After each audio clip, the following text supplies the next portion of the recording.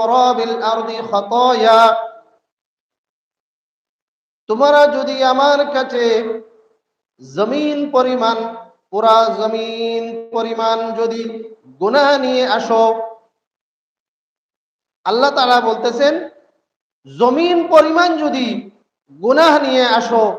আনান, এখানেও আল্লাহ তাআলা আগে বলতেছেন আসমান পর্যন্ত যদি গুনাহ হয়ে যায়, আর এখন বলতেছেন যদি তোমাদের গুনাহ যদি জমিন পর্যন্ত ভরে যায়, সুম্মা লাকিতানি, তখন তোমরা আমার কাছে এমন অবস্থায় উপস্থিত হবে,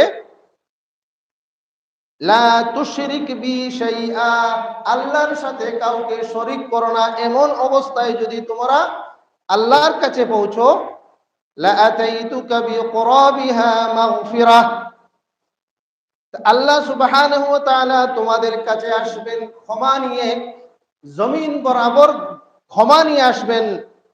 আর আল্লাহ তাআলা সবাইকে ক্ষমা করে দিবেন।